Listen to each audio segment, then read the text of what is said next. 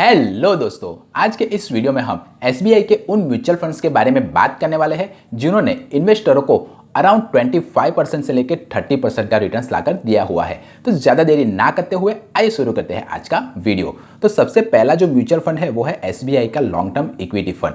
इस फंड ने एक साल में 10.9% का, 3 साल में 28.3% का, 5 साल में 29.3% का और ऑल ओवर 16.9% का रिटर्न्स अपने इन्वेस्टरों को लाकर दिया हुआ है।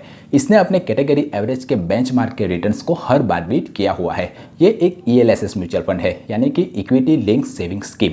अगर आपको टैक्स बचाना है तो इस तरह के म्यूचुअल फंड में आप निवेश कर सकते हो। पर इस म्यूचुअल फंड की एक खासियत ये है कि इसमें 3 साल का लॉकिंग पीरियड रहता है, यानी कि अगर आप इस म्यूचुअल फंड में निवेश करते हो तो 3 साल तक अपने निवेश के पैसे को नहीं निकाल पाओगे।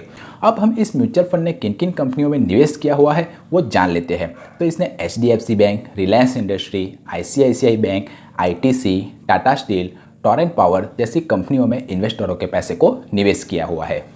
अब जो दूसरा म्यूचुअल फंड है वो है एसबीआई का इंफ्रास्ट्रक्चर म्यूचुअल फंड। ये एक सेक्टर म्यूचुअल फंड है, यानी कि ये पर्टिकुलरली इंफ्रास्ट्रक्चर सेक्टर में इन्वेस्टरों के पैसे को निवेश करता है। इसने इन्वेस्टरों को एक साल में 3.5% का, 3 साल में 28.3% का, 5 साल में 31.1% का और ऑल ओवर 15.8% का रिटर्न्स अपने इन्वेस्टरों को लाकर दिया हुआ है। इसने भले 5 साल में 31% का रिटर्न्स लाकर दिया हुआ है, पर इस म्यूचुअल फंड ने अपने कैटेगरी एवरेज के बेंचमार्क को बीट नहीं किया हुआ है। और जो म्यूचुअल फंड अपने कैटेगरी एवरेज के बेंचमार्क को बीट नहीं करता है वो मेरे हिसाब से तो एक अच्छा म्यूचुअल फंड नहीं माना जाएगा।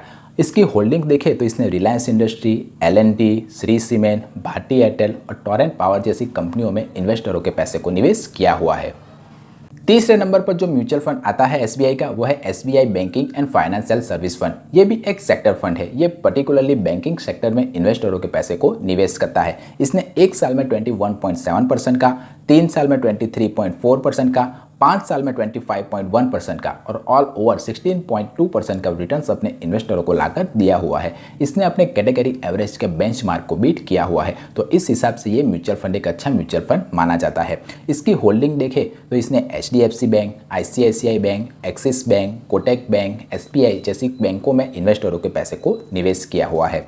चौथे नंबर पर जो म्यूचुअल फंड आता है वो है एसबीआई का मैग्नम मिड कैप फंड। यह फंड इन्वेस्टरों के पैसे को शेयर मार्केट की 101 से लेकर 150 के बीच में आने वाली मिड रेंज की जो कंपनियां होती है इनमें इन्वेस्टरों के पैसे को निवेश करता है। इस म्यूचुअल फंड ने एक साल में 8.3% का, 3 साल में 22.5% का, 5 साल में 31.8% का और ऑल ओवर 19.8% का रिटर्न्स अपने इन्वेस्टरों को लाकर दिया हुआ है। इसने अपने कैटेगरी एवरेज के बेंचमार्क को 5 साल में बीट किया हुआ है, यानी कि अगर इस म्यूचुअल फंड में आप निवेश करते हो तो लॉन्ग टर्म के लिए कीजिए। इसकी अगर होल्डिंग्स देखें तो इसने Sundaram finance limited, Torrent power limited, CRISIL limited, Bajaj financial service limited जैसी कंपनियों में इन्वेस्टरों के पैसे को निवेश किया हुआ है।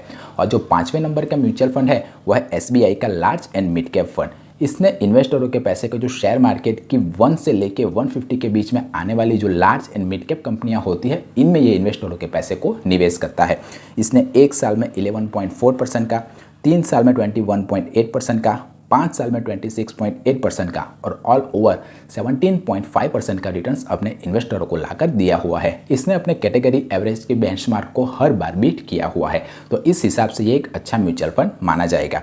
इसकी होल्डिंग्स देखें तो इसने HDFC bank, Kotak Mahindra bank, axis bank, Reliance industry, SBI, Shri cement जैसी कंपनियों में इन्वेस्टरों के पैसे को निवेश किया हुआ है। अगर आपने भी इनमें से किसी म्यूचुअल फंड में निवेश किया हुआ है तो मुझे कमेंट करके बताइए कि आपने कितना पैसा लगाया हुआ है और उसके सामने आपको कितना रिटर्न्स मिल रहा है।